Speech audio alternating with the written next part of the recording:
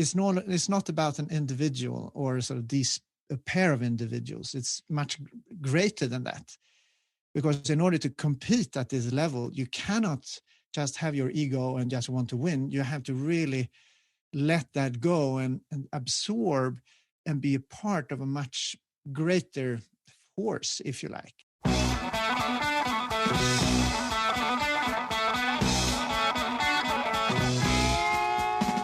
Welcome to the Low Tide Boyz, a Swimrun Podcast. I'm Chip.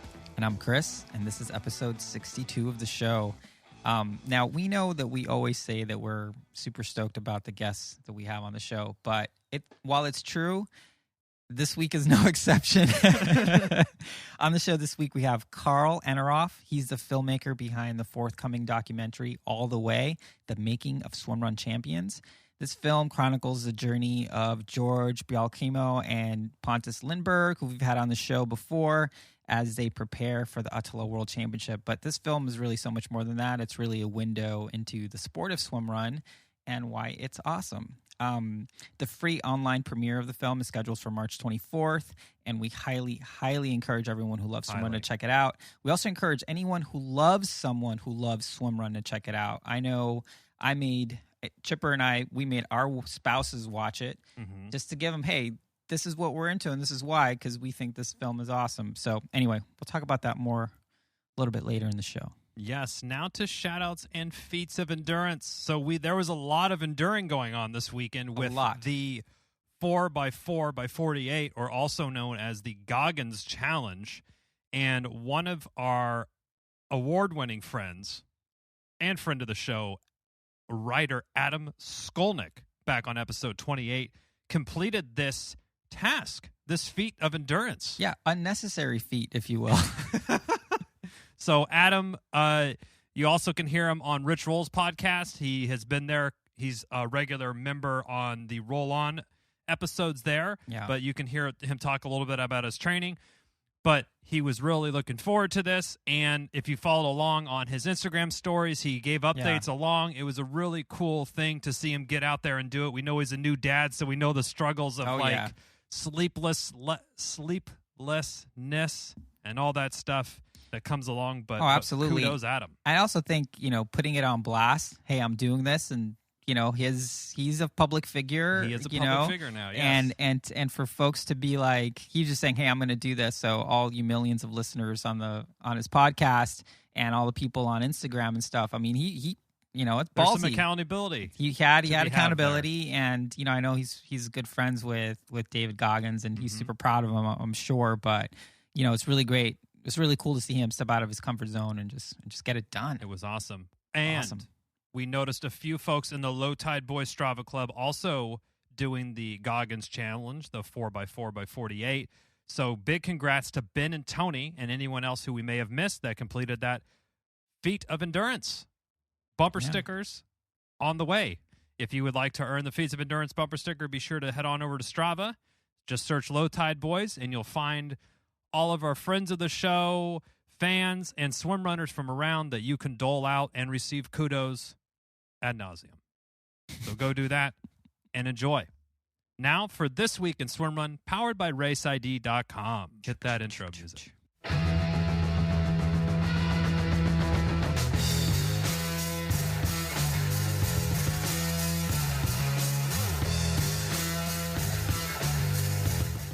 All right, we have a couple of updates to share this week. Last week, ÖTILLÖ Swimrun announced some changes to their 2021 race schedule due to, obviously, the ever-changing COVID situation.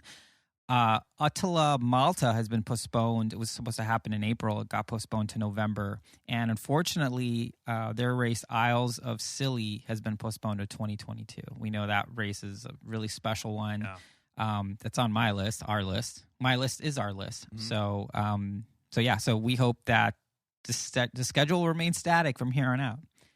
In other news, the third edition of the Swimrun del Bilancino is taking place on June 13th in a lake in Mugello, which is in the Tuscany region of Italy. The race offers two distances, a sprint and a promo, which is their version of the experience. And did we mention that it's in Sicily, that it's in Tuscany? It's a pretty awesome place to do a race. Hard to beat it. We want to thank the race director, Paul Bernier, for bringing this race to our attention. And, for those F1 fans out there, if Mugello rings a bell, that is the site of the circuit that's owned by Ferrari.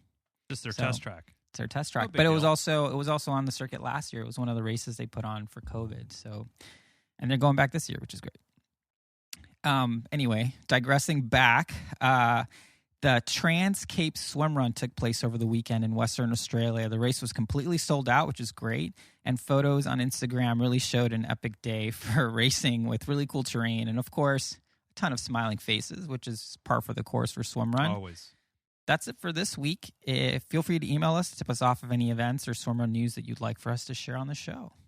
Yes. On to this week's interview. Yeah, we're skipping updates this week just because this interview is so great that we just don't want to take anything away from it. But there was one thing that Carl mentioned to us that it's a Swedish saying that's "Läget före jaget." I think I probably screwed that up, but it essentially means team before self. And Carl really found a way to capture that spirit in his movie All the Way, Making of Swimrun Champions.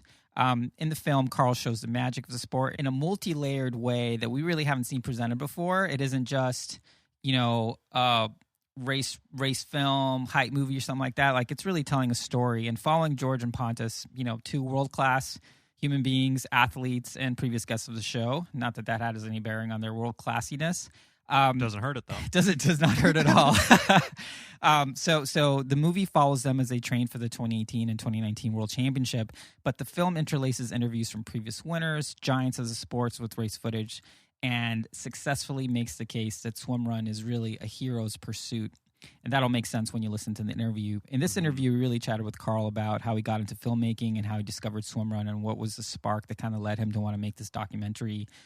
We discussed some of the central themes of the film without really giving too many spoiler alerts, even though I think the ending is, if you have the internet, you can figure it out. But it's, the film talks about sort of the magnetism of the swimrun community, the joy of moving through nature, the insights into what it takes to swimrun at the highest level. And of course, again, George and Pontus are awesome, which is, can't say more about that. But the film, as we mentioned in the beginning, the film is premiering on March 24th, and we really can't encourage people enough to go check it out.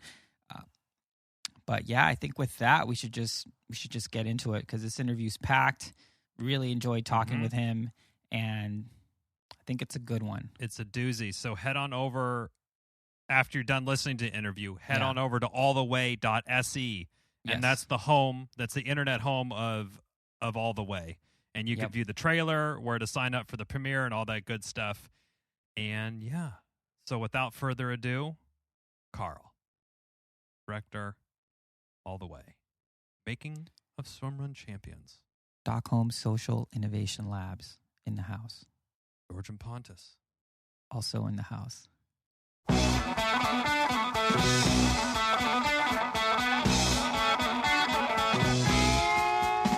All right, with us today, we have the founder and CEO of Stockholm Social Innovation Lab, Carl Eneroth, who's also the filmmaker behind All the Way, a forthcoming movie about swimrun that we're all super excited about. Welcome to the show, Carl. Thank you. So we've been able to preview the movie, which makes us feel really special. We almost kind of feel like journalists, so thank you for that. And we're going to talk a lot about the movie, and spoiler alert, we both loved it. But before we get into that, we'd love to hear a little bit about your background, as a filmmaker, and kind of what got you interested in making a film about swimrun. Okay, thank you. Thank you very much for giving me the opportunity to be in your show. I've been listening to your other podcasts and are thrilled, of course, by your enthusiasm for swimrun.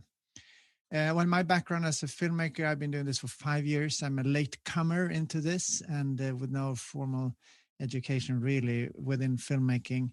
But I've been telling stories all my life and sort of written sort of fiction novels and other things, working with the distance education. So I'm into storytelling a lot, and I found this medium so interesting. So I started to do documentary films. So why did I get into this making a film about swimrun? Well, I've always been interested in sports, and particularly outdoor sports. And if I had to choose one sport, that would be cross-country skiing. And what they call the pinnacle of that thing is to go the Vasaloppet every winter, the first Sunday in March, and it's a 90-kilometer race. And I mean, in Sweden, there have been hundreds of thousands of people who have done it, so it's not that spectacular, but it's part of the Swedish spirit to do that. So either you're doing it in blizzard or sun and it's freezing cold and everyone is sort of moaning about it, but when you get to the finish line, that's a big thing. I've done, and several 100,000 Swedes have done also. So you have these two options on the first Sunday in March. Either you do the race and you're out there in the blizzard or in the sun, and you struggle whole day to get to the finish line, or you sit in the sofa at home and you see the other people freeze if you don't do that year. So it's a good Sunday in either case. But I was always been the outdoor sports have always been my thing. And I stumbled across swimrun back in 2010, 2011, perhaps, with my colleague at that time, Johan Nordlund, who he was really into swimrun. And he was sort of an extreme athlete. And I thought, that's not for me. That's too difficult. But in 2018, I tried to do it on my own and did the race up in Falun in Dalarna. And I just sort of looked at the others, and I realized I had all the wrong equipment, but I wanted to do it anyway. And it was just a wonderful experience going out there in the woods and sort of running trails that I wouldn't have found myself, and then jumping into these small inner lakes with the sort of water lilies, and the water was warm, and all the ladies just swam across me, sort of past me. And I took a wrong turn at the end and ended up lost in that race. And that's not really how I see myself ending up lost. But I thought maybe I could do this better next time. But who should I learn from? And I just left it there for a year or so. But then I stumbled upon my friend Ludwig Myrenberg, who I actually ended up doing this film with. And it turned out that he was training with these world champions, George and Pontus. So I thought, well, maybe I could learn from them. And he said, yeah, come along. We're training every day, mostly. And so I picked it up and sort of joined their little group, and they got very close to these world champs. And I thought I must just hang in here and see what happens.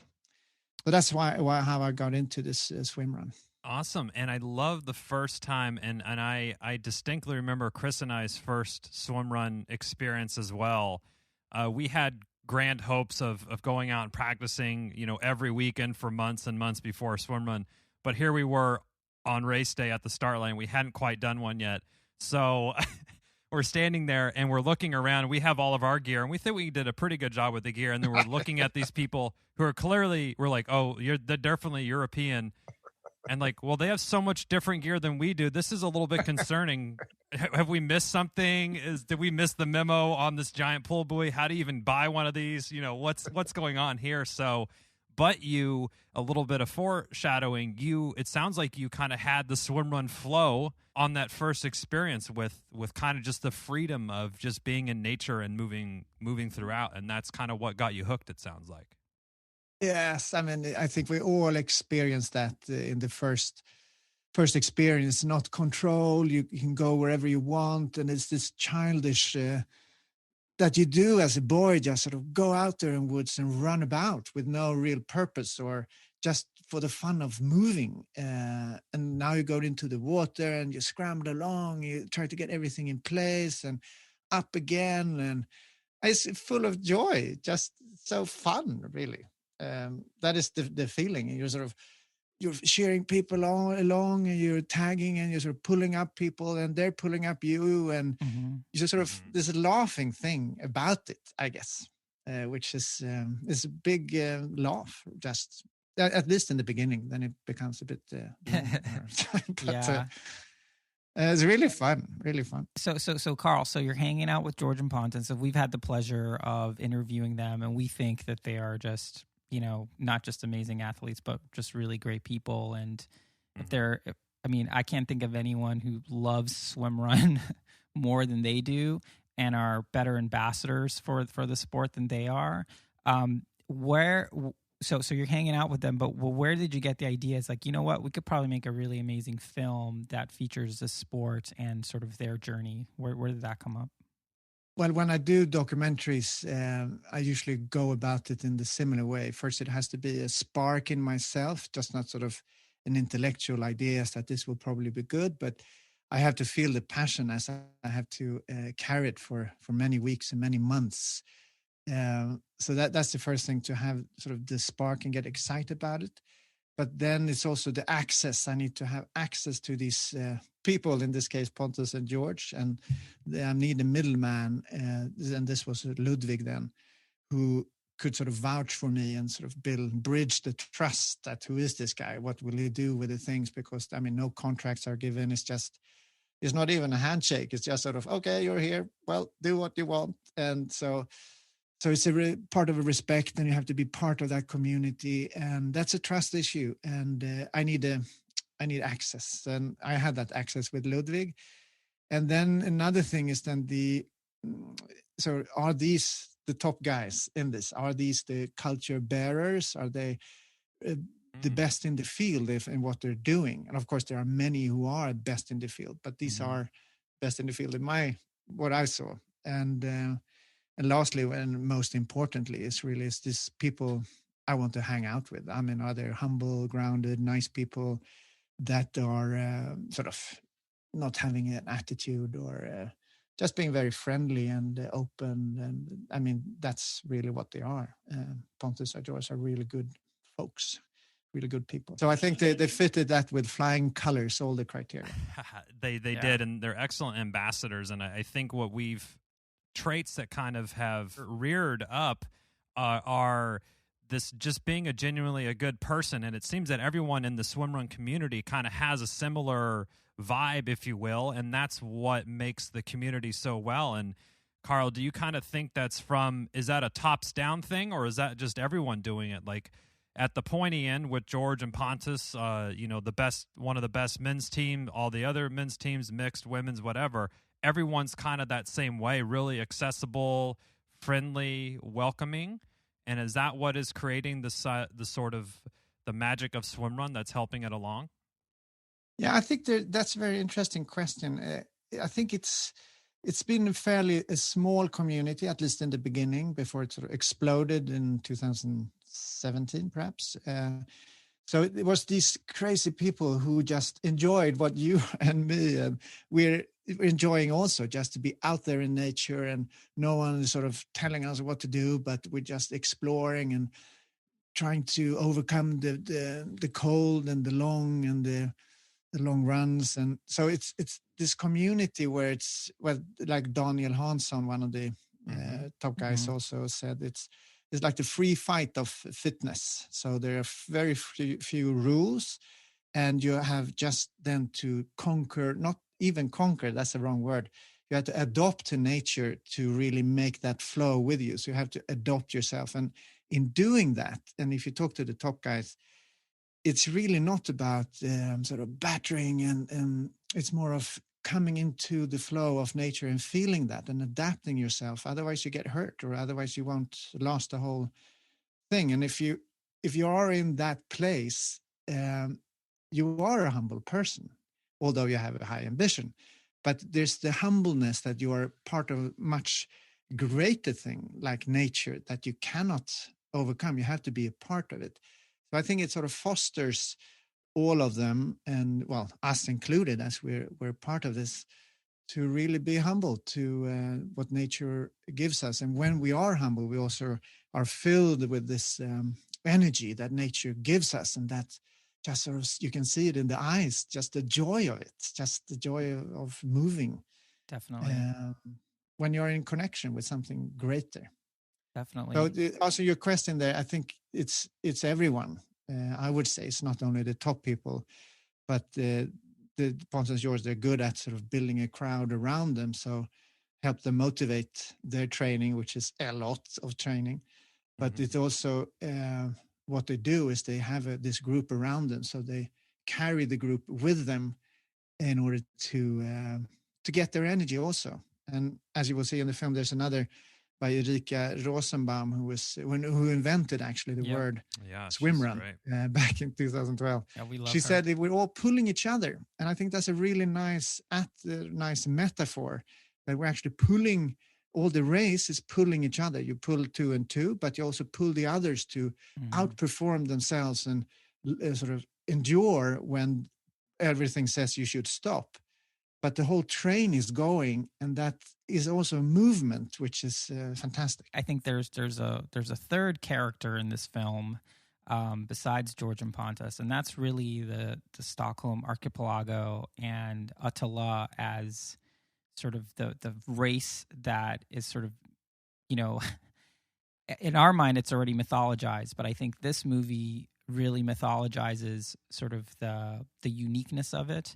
Can you talk a little bit about, I guess it makes sense that you would pick the World Championship, but, did you reach out to Michael and Mats, and how did that work to make that race and the Swedish or the Stockholm archipelago kind of be also a character in the movie? That's a very good question. And of course, this the film hadn't been possible without the race footage that Michael and Mats provided, and Rasmus Lodenius, the photographer, the fantastic photographer, I must say, I think we're all captivated by the rhythm and the movement and the sharpness of his images. And that really brings a pulse to it all. And of course, the archipelago is the third character, where you sort of lose yourself in that environment, which is harsh and demanding, but also embracing and generous in a way. We are many people in play here, and this feeling of losing yourself in a bigger environment. The Stockholm archipelago is also a very special place to be if you haven't visited yet. I mean, it's from the Stone Ages or more than that, and the colors out on those rocks, and it's a very beautiful place to be. It is. It's definitely a breathtaking visual spectacle throughout the movie as well, and seeing, and you really with the ÖTILLÖ race footage, you really get a good sense of how difficult some of these sections are. It's quite spectacular, and it really does. You can't force your way through nature. You have to work with it, and I think the footage that you used in the film really exemplified that. Yeah, thank you. I mean, thank you, Rasmus, because he did that kind of. Yeah, he did the footage. We had him on as well. Great. Yeah, he's a great guy. So you're following George and Pontus around in all this training, and I think one thing that really, as an amateur, as a happy amateur swim runner, or endurance athlete, or however I want to frame myself, but I think what really was really fascinating to me is the level of detail that George and Pontus were going in to kind of find those little incremental improvements, whether that was a special swim coach or a special run coach that they would go out and do mechanic focused hill repeats with, or some track workouts.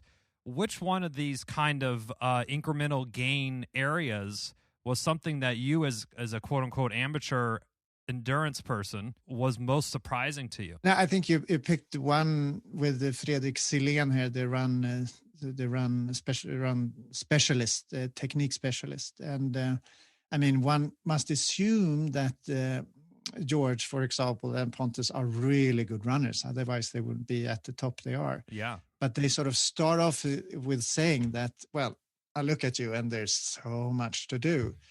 And just sort of embracing that, to say, I've been doing this for 15 years at this level. I've sort of been running so many miles, and still I'm a learner. I need to sort of improve this and this and this to gain that extra percentage. But if you add up all those percentages, that will make a difference at the end. So this is what I saw with the training, and it's sort of small things. And although they have been doing this for so long, there are still things they could improve, and that's why they went to him also. Not to spoil it, there's one scene in the movie where George and Pontus finish a workout, and they're, you're interviewing them. They're by their car, and then they're putting their towels over their seats before they sit into their car to drive home. And to me, that was one of the most relatable things in the world, because pretty much every workout that Chipper and I do as partners, we bring our own towels so we don't, stink up whoever's driving's car. And to me, that just, I already thought before watching the film that George and Pontus are great people, and we've interviewed them and we really like them. But to me, that just humanized them so much that, it just seemed to me like everybody could relate to that. It's like, it doesn't matter how elite you are, you still want to put a towel over your seat so that it doesn't get sweaty. So you don't get sweaty on your buddy's seat. Yeah, totally. It's amazing. Totally.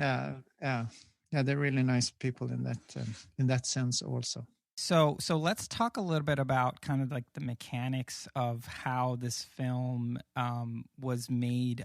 Specifically, so you pick this subject, you make this film. What were you really hoping that the film would do, and what the audience would get out of it? It's fairly complex, well, at least for me, because it goes on many levels. On one level, it's a race from A to B and just finish first. And on another level, it's also about them and their relationship between each other and their individual motivations of why they're doing this and how they're doing it. But it's also all the people around them, which sort of refers to their wives or their friends, but also the other people, the other winners of this race, which they also have a relationship and need to, in a way, on racing day also relate to, because everyone has put down so many hours. So it's more than just a hobby, it's them. So it's really very, very personal if they win it or doesn't win it. For most of us, I think that was a big sort of dividing an insight for most of us. Winning a race, well, it's good fun, and if you don't do it, well, I had a bad day. But those who go to the very top, as you would know, really identify themselves. This is who they are. So it's more than just doing it. It's who they are. They're living it. So then the sort of winning or not winning means so much more. And that's an insight also. So it goes on many levels, and it also brings up another character, which is the hero. You talked about the archipelago, but it's also another mythological character in this, which I sort of what emerged during the work is the hero. So the theme of the film is actually explore the hero in you, and the hero is a vast idea. It's you can do heroic acts by saving someone from a burning building if no one is doing it also, because then the hero needs to be sort of separated from the others. Or you can look at the hero's journey, where you sort of get a spark of inspiration, and then you have to overcome your doubts and then move out and then challenge your fears and sort of get to another place. But I think this is more about the hero's characteristics, and that is more accessible to all of us. In the trailer, it says that we seem to have lost, we're not the heroes in our own stories. And I think that sport filled that empty space where we can actually be heroes in our own stories, although it won't help anyone else but ourselves. But it helps us to gain access to that superpower we have within ourselves when the conditions are right. And that opens up in turn to that it is not just an individual who is doing this, which is very common, that it's just one person with sort of superpowers. But exploring that hero, you need to see also the context in which this person exists or acts. And that sort of turns back to the beginning of what I was saying, that it's multifaceted. It's them with themselves, it's them against each other, against the competitors, It's also the context they're in and the history and how they define themselves.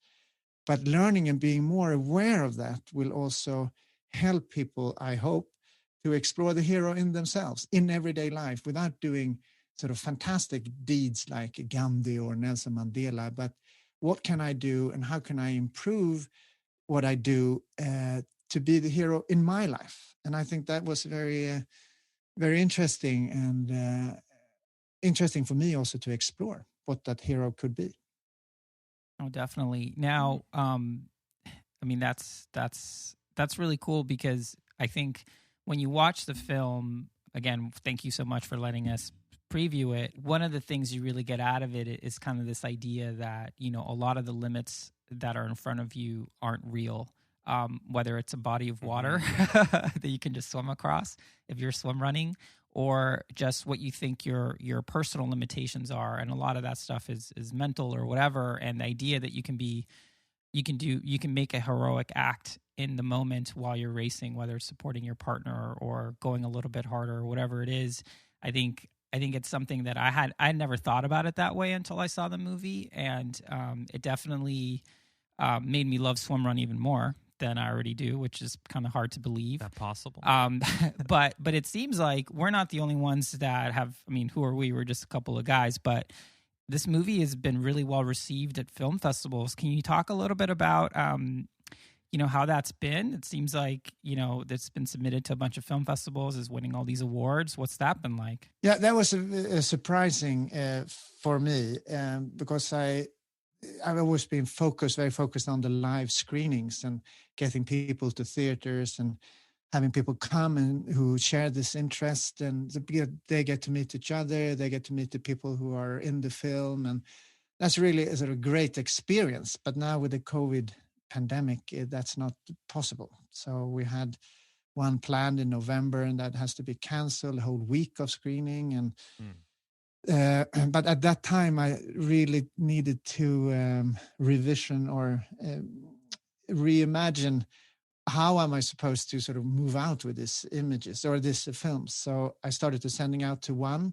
and started with this all the way. And to my surprise, it got selected and then won sort of the second best prize. And then I sent to another one and it won there also. And now we're up to sort of 10 official selections and four wins. Amazing. In various countries, sort of New York and Atlanta, Georgia, and London, and all kinds of different places. Well, congratulations, Carl. That's a massive accomplishment in it of itself. It's also more exciting because you are amplifying the thing that we all love so much. So thanks for that and putting it all out there.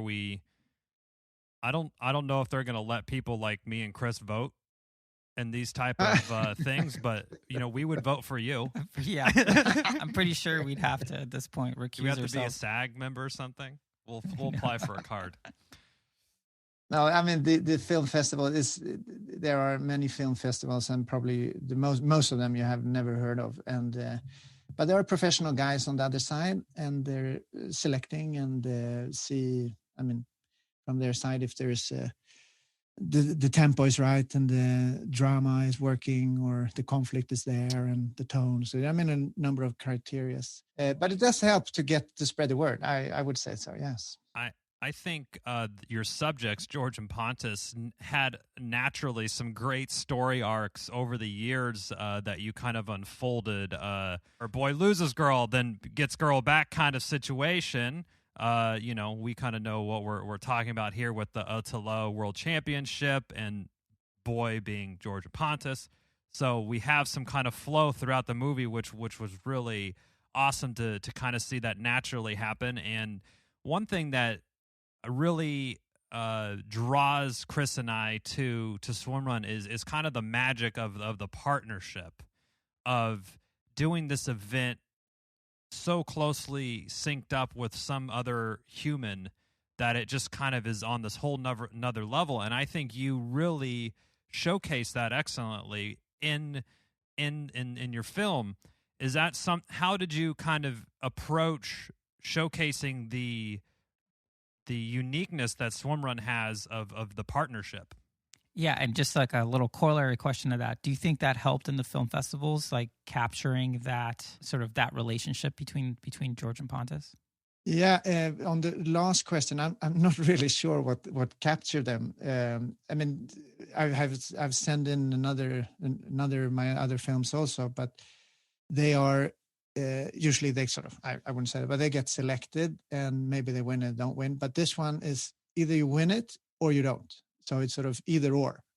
So the people who are watching it are not into sports, or they're very much into sports. So, but I think it has a dimension, and what I really wanted to show is that it's not about an individual or sort of a pair of individuals. It's much greater than that, because in order to compete at this level, you cannot just have your ego and just want to win. You have to really let that go and absorb and be a part of a much greater force, if you like. And that is also in between them. And as they come back to, they don't say anything during those 8 hours they're out there, because they know exactly where the other people, where they are in terms of how much energy they have and if their body is working or not working. So just by looking at them, they could see exactly, because they have been training for so long under so many hours. And that special bond that they build, which duplicates themselves in a way, but also makes them totally dependent on each other. So if one is strong and says, I can do this, I can sort of win this thing, and the other person, for some reason, is not there, well, then you're in trouble. So they're really dependent on each other for good and for worse. Yeah. And that is a bond I think many are sort of searching for in a way, but maybe don't want to put themselves on the line and risk everything. I mean, they've been training so long. They've been training a year for this. And suddenly the other person sort of have a bad day or twist an ankle. And so what can you do? I mean, if you're all alone, you could then just hammer on, but now you're dependent on someone else, and that brings a whole other dimension. And if you see them walk, I mean, just Pontus and George, you can see they're actually running in tandem all the time. Well, there are different people, but when they go into race mode, they just become a pair, which is almost like one person, but it's not. Yep.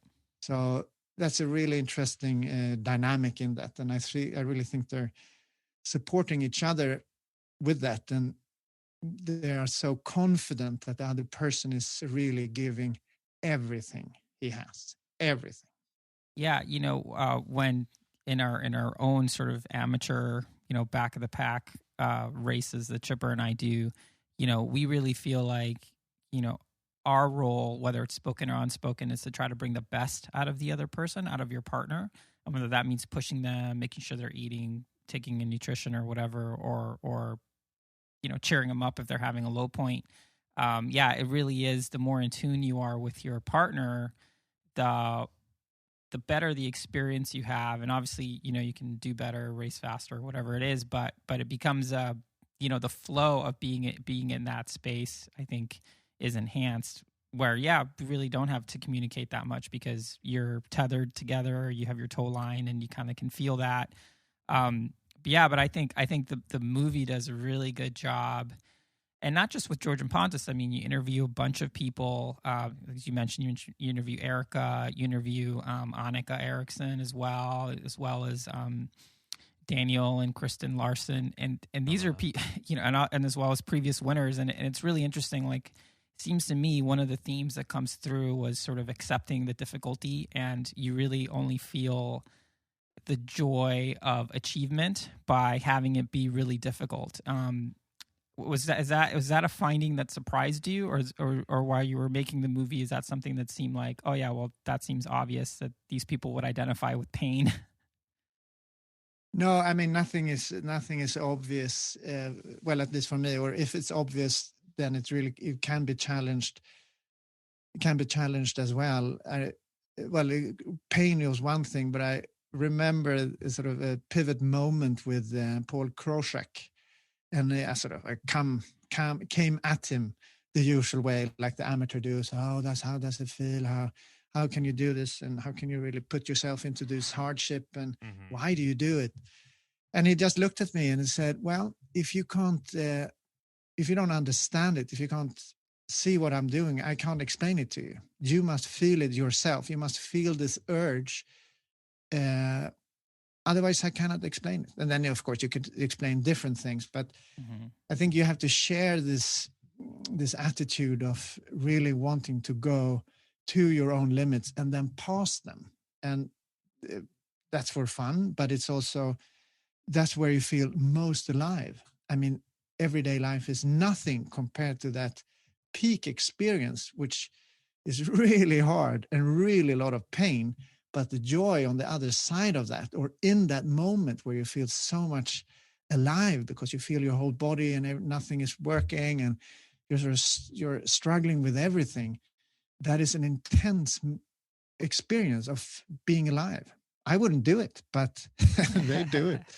And that was thrilling. I think it goes back, it's heroic in its way, as you were talking about earlier. I'm sure everyone's going to ask us, so we should just tell them, how they can see the movie. When's it coming out? Can you give us any details on when it's going to be released and how people can view it?